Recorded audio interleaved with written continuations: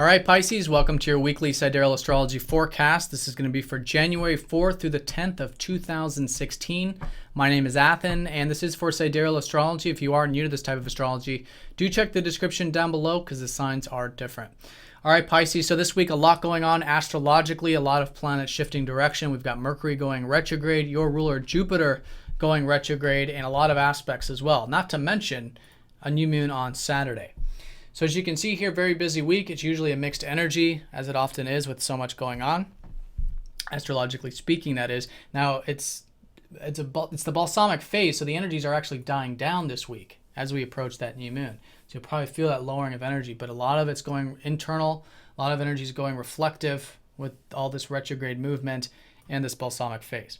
So it all starts on Tuesday when Mercury goes retrograde and sort of pauses in the sky. And that's specifically involving your 10th house of career or of your legacy or anything on that big picture level, which I think has been an area of focus for you lately with the sun here.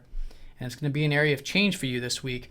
But also with Mercury, maybe you've been thinking more about your future plans, your career, your legacy, anything you do on that productive level. But now it's good to reflect on all of that. For the next few weeks, Mercury will be retrograde in that 10th. So reflect on those areas of life. I think you can learn a lot about it, redo, rehash, rework some of those areas. And every time Mercury goes retrograde, it involves your 4th and your 7th houses because Mercury rules those areas. So the 4th house is about home and family. So it's always a time to reflect on your home, your family, your health, rehash, redo there, as well as your relationships, your one-to-one connections, reflecting on that also. And you can learn a lot, like I said, you can really apply a lot of these things you learn over these next really couple months once Mercury goes direct and gets out of his shadow.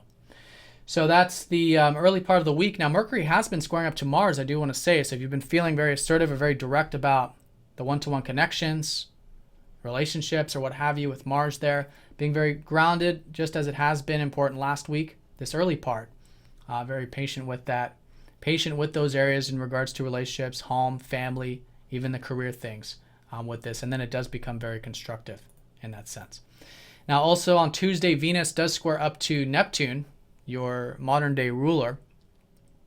So you guys, I don't know, you could be feeling good, you could be wanting to enjoy those simple pleasures of life, but it's important with any square to stay nice and grounded with it and connect to it on that deeper level and watch any extremes with any of that enjoyment. But in either case, there could be an imagination. It could be quite dreamy or intuitive, as it usually is the case with this. But Neptune's in your 12th.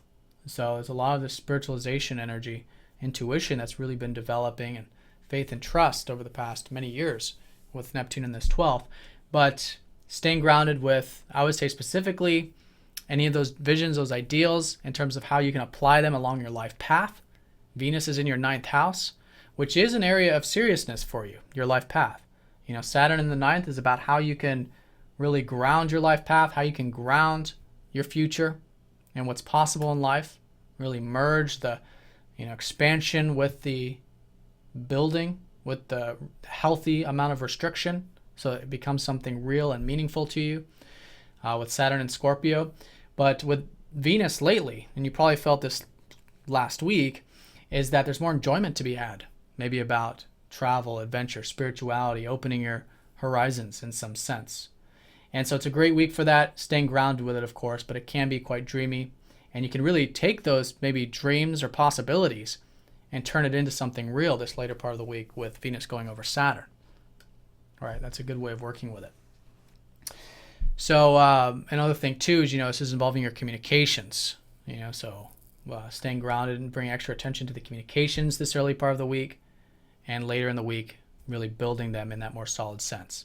Also in terms of what's really meaningful to you, staying grounded and working on that as well. All right, so that's the early part of the week. And then as the middle part unfolds, we do have the sun going over Pluto and then squaring up to Uranus. So this is all segueing into this new moon, which is going to be involving this Uranus-Pluto square. So with this, there is this new beginning around the horizon, and it's very slow and subtle, really going into the next weeks and months, is with your career and with everything on that public or legacy level. So as we approach it, it's important this week to be open to change there. Be open to change with the career stuff. Be open to change with the routine. and your regiments, with the sun ruling your 6th house going over Pluto. And the square up to Uranus can be, there's on one level, maybe we're wanting to break free, especially in your 1st house. Maybe you're wanting to break free and do some exciting new goals, exciting new things, or just want more freedom in your life to be yourself. And this has been an ongoing theme for the past 3 or 4 years with Pluto squaring up to Uranus. All right, breaking free, being yourself. And that's exactly what you want to do with this, but in a grounded way with the square, and how you can integrate your true self and your true goals and who you really are into your public self, into your career, into these future things you're involved with. And in that way, that's how to bring in this energy into the 10th. So yeah, being open there, and it's all going to segue into these new beginnings. Now, leading up to that new moon as well, Thursday and Friday, your ruler Jupiter goes retrograde. So this is usually a time, and this will be for about the next 5 months, where you guys are in a reflective state, going within, reflecting on, you know, who you are, what your goals are, also your career stuff as well. Interestingly enough, is that with this retrograde, it's involving both that 10th and that 1st house, where both Pluto and Uranus are. So it's a good time to reflect on the career, rehash, redo there. Same thing with that Mercury retrograde, and rehash and rethink about, again, your intentions. And this is specifically involving the routine or the work environment, which has been, I think, an area of learning for you. You know, over the past 6 or so months with Jupiter in the 5th house, there's a lot of wisdom, there's a lot of insight, learning that can continue to be had in regards to your routine, your regiments, your daily work environment. And that's exactly what we want to do during a Jupiter retrograde, is reflect on that. Reflect in terms of how you can have more energy management, time management, get your routine right, your health right, or whatever it might be, or your work situation, or what have you. And it's very supportive. It's trining up to this new moon, and the North Node's going over Jupiter, really expanding, helping us see what the life path is, what the life path holds for you specifically with yourself. It's a lot of new shifts happening. In fact, a lot of you probably be, you know, optimistic or just seeing the bigger picture of life in many ways. You're seeing what's possible with the North Node over your ruler like this, and a new direction for some of you. But the new direction is going to be slowly into 2016, and it's specifically involving a lot more energy that you'll have, or at least universal energy or support for you to continue with your goals in regards to your routine, your health, your work environment. The North Node will be in that 6th for about the next 2 years. So you've got a lot of life path energy unfolding for you to get that more grounded daily stuff in order, so you can have more of that spiritual time out. You can have that type of work that you feel like is meaningful and spiritual, that you can bring in that 12th into the 2nd from your South Node. But yeah, there's expansion that already has been taking place there, and it really links up with this new future going into 2016. And you'll probably feel this later part of this week, in fact, because they will be very close to each other. Now, also approaching that new moon, the sun will be sextiling up to Chiron, so there could be some healing energies here, specifically involving that health, diet, routine, or the regiments, which is nice.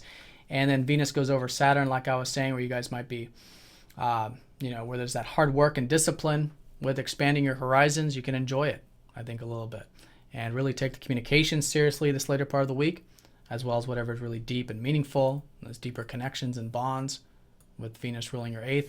And then that new moon is on Saturday, which is really going to herald those, longer term new beginnings with your career and with whatever changes are happening there. And it's career, I use that term very loosely. It's basically anything that you consider your productive or future oriented things in life. And you're probably learning a lot about that anyways with Mercury retrograde. But it's all about bringing in that change there, being open to change, and then being your true self in many regards in that slow and steady way with Uranus in that 1st. All right, Pisces, so have a great week. Thanks for watching, and I'll see you guys all next time.